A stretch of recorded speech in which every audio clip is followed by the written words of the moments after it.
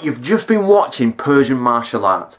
The man you just seen is an author, and he authored about 3 books on Persian martial arts and bringing Middle Eastern martial arts back from the dead into modern history, and let's do some reinterpretation or, you know, translation of the original scrolls and the techniques that were left behind. Now, I've done a few reviews for this gentleman, and I recommend you go watch those reviews in the links below. Go straight to the links below after this video and check out the first reviews. Now, I've reviewed book 1 and book 2, but now I'm going to quickly go through book 3.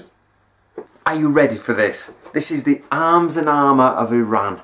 Look at that. Now, I'm going to take the dust cover off because I don't want to rip it while holding it. So, now here we go. Look at the size of this. There's my head. That's how big it is. Now, what this is, it goes through the typology, the collections, the different decorations, basically everything you could ever want from Arms and Armour. Now, let me get a couple of pages for you.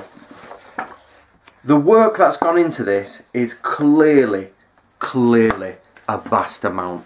So, for example, can you see, I don't want to rip the book, but can you see they've got the typology of swords, the lengths, the different ones, everything, and it goes through swords, bows, spears, all that type of thing.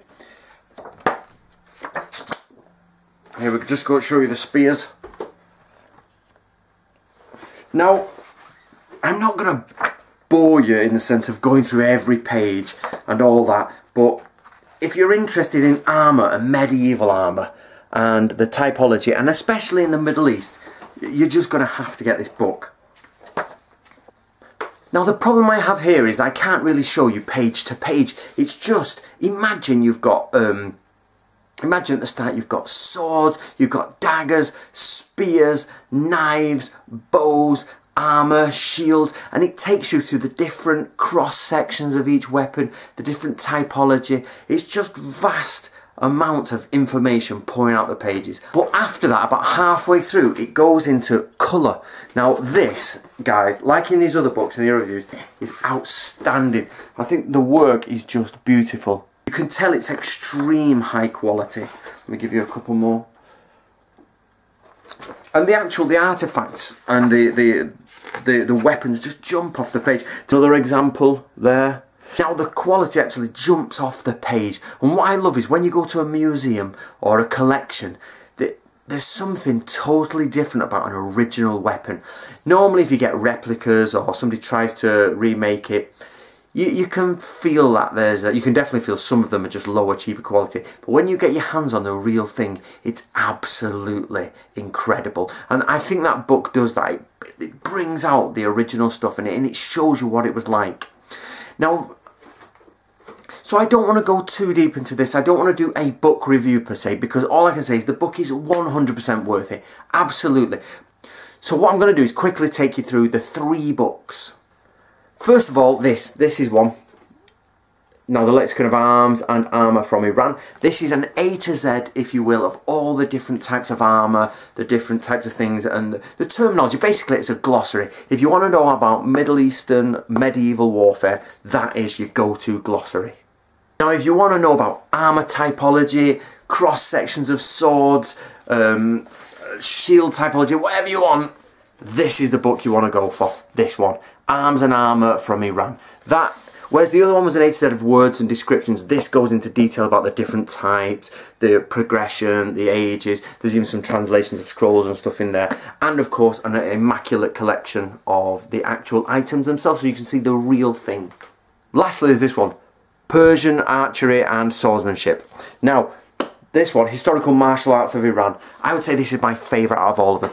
For the other ones, you've got the A to Z glossary, you've got the catalogue of arms, and this is literally how to use them. The martial arts. I think any sort of curious historian or curious reenactor or curious martial artist should have that one on their shelves, without doubt. It's an extremely good book, and I've done a review on that before, so you can go and have a look. So So, what should you do? Now, these books are quite expensive. I'm not going to lie to you, they're actually quite expensive. But they're worth it. They're definitely worth the money you pay for them, if you have that money. Now, if you don't have the money, or you're just interested, seriously, go along to the links below. I'm going to take you to the gentleman's Facebook page. I'll take you to the gentleman's YouTube channel. He puts up lots. The videos you've just seen that I've cut and edited, he's got all those up there. You go through his Facebook, you can keep up to date with him. And of course, I'll link you to the books as well. So please do not ignore this gentleman's work. Go to the links below, click like on Facebook, that is a definite. Click subscribe on YouTube, and at least go and have a look at his books. So when you leave this video, make sure the first place you go to is his page and click like and subscribe. The reason is because I've been asked to do book reviews for people before, and I've enjoyed it, and I've done books, but this man has clearly put a tremendous amount of academic study into this area, and I mean, it shouldn't be bypassed. They're very academic books, and they should be on the shelves of academic universities, but if you have any interest in historical warfare, you yourself go. So I think I've harped on long enough, and I think you get the idea. Please, please go along and support his work.